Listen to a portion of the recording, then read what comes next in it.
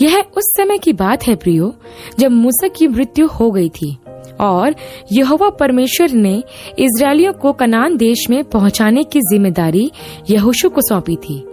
क्योंकि यहोशू परमेश्वर का भय मानने वाला, उसकी उपस्थिति में चलने वाला और परमेश्वर की आज्ञाकारिता में चलने वाला एक साहसी योद्धा था।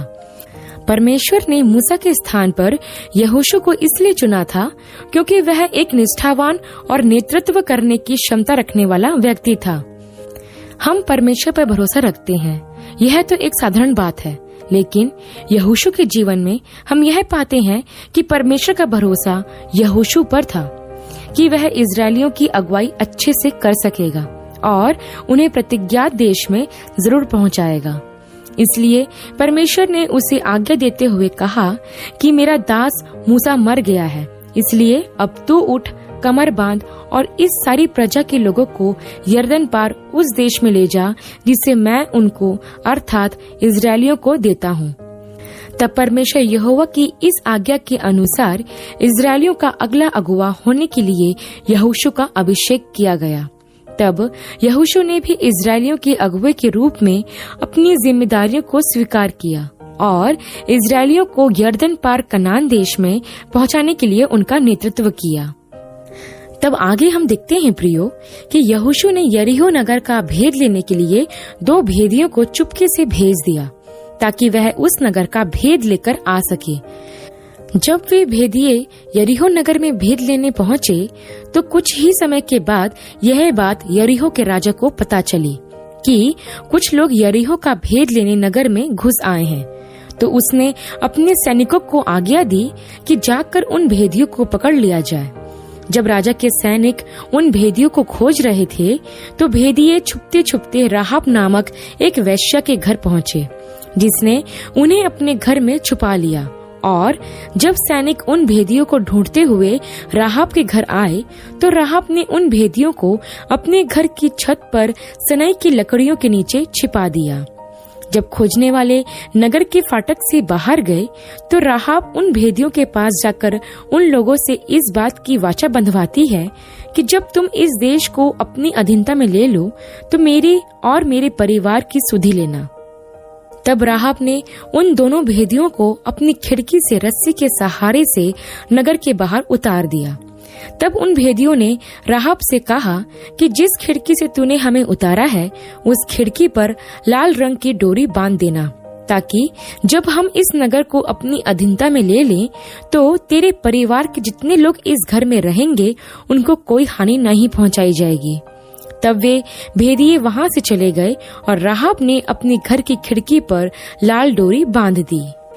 तब हम आगे देखते हैं प्रियो कि वे दोनों भेदिए जब वापस आए तो उन्होंने यहोशू को उस यरीहो नगर का सारा हाल बता दिया। तब यहोशू ने कहा, निसंदेह यहोवा ने वह देश हमारे हाथ में कर दिया है। तब अगले दिन यहोशू सवेरे उठकर इजराइल की प्रजा को तैयार करता है और कहता है कि लेवी याजक लोग वाचा के संदूक को उठाए हुए आगे आगे चले तो तुम उनके पीछे पीछे चलना और तुम्हारे और संदूक के बीच 2000 हाथ का अंतर हो, ताकि तुम में से कोई संदूक के पास ना जा सके। फिर यहोशू ने प्रजा के लोगों से कहा कि कल परमेश्वर यहोवा तुम्हारे मध्य में आश्चर्य कर्म करेगा। तब अगले दिन लेवी याजक लोग संदूक उठाए हुए यरदन नदी के किनारे पर पहुँचे। तब यहोशू ने कहा कि जैसे ही संदूक उठाने वालों के पांव यरदन नदी के जल में पड़ेंगे उस समय यरदन नदी का पानी ठहर जाएगा और ढेर होकर ठहरा रहेगा। तब जब संदूक उठाने वाले लोगों का पांव यरदन नदी में पड़ा तो यरदन नदी का पानी थम गया और इजरायली लोग सूखी भूमि में से यरदन नदी को पार करते हैं। तब वे लोग भी जो संदूक उठाए हुए थे नदी के पार हो गए और जब वो सब लोग यरदन नदी को पार कर लेते हैं तो नदी का पानी ज्यों का त्यों हो जाता है। तब आगे हम देखते हैं प्रियो कि यरीहो नगर के सब फाटक इजरायलियों के डर के मारे बंद थे और कोई भी नगर के भीतर और बाहर आने जाने नहीं पाता था। फिर यहोवा ने यहोशू से कहा कि सुन, मैं यरीहो को उसके राजा और शूरवीर समेत तेरे वश में कर देता हूँ। इसलिए तुम उस नगर को चारों ओर से घेर लो और उस नगर के चारों ओर एक बार घूम आओ तथा 6 दिन ऐसा ही करना। प्रियो, यहाँ परमेश्वर ने यहोशू को आज्ञा दी थी कि 6 दिन तक यरीहो नगर का एक एक चक्कर लगाना है और 7वें दिन उस नगर के चारों ओर 7 चक्कर लगाना और नरसिंगे फूंकना है, जिससे यरीहो की बड़ी दीवार गिर जाए। तब यहोशू ने यहोवा की आज्ञा के अनुसार ऐसा ही किया। 6 दिन तो उसने उस नगर के एक एक चक्कर लगवाए और उन 6 दिन तक यहोवा की वाचा का संदूक इस्राएलियों के आगे आगे था। लेकिन जब 7वां दिन आया तो यहोशू ने आज्ञा दी कि हथियारबंद पुरुष नरसिंगे फूंकने वाले याजकों के आगे आगे चले और वाचा का संदूक पीछे पीछे चले और याजक नरसिंगा फूंकते हुए चले। और यहोशू ने यह भी कहा कि जब तक मैं तुम्हें आज्ञा ना दूं तब तक जय जयकार न करना और न तुम्हारे मुंह से कोई शब्द निकले, आज्ञा पाकर ही जय जयकार करना। तब इस्राएलियों ने ऐसा ही किया। 7वें दिन जब इस्राएली यरीहो नगर के शहरपनाह के 7 चक्कर लगाने के लिए सुबह सुबह उठे और उसी दिन उन्होंने यहोशू के कहे अनुसार यरीहो के शहरपनाह के 7 चक्कर लगाए। और जैसे ही यहोशू ने कहा जय जयकार करो क्योंकि यहोवा ने यह नगर तुम्हें दे दिया है, तब लोगों ने जय जयकार किया और याजक नरसिंगे फूंकते रहे। और जब लोगों ने नरसिंगे का शब्द सुना तो फिर बड़ी ध्वनि से उन्होंने जय जयकार किया। तब यरीहो नगर की शहरपनाह नींव से गिर पड़ी और लोग अपने अपने सामने से उस नगर में चढ़ गए और नगर को ले लिया।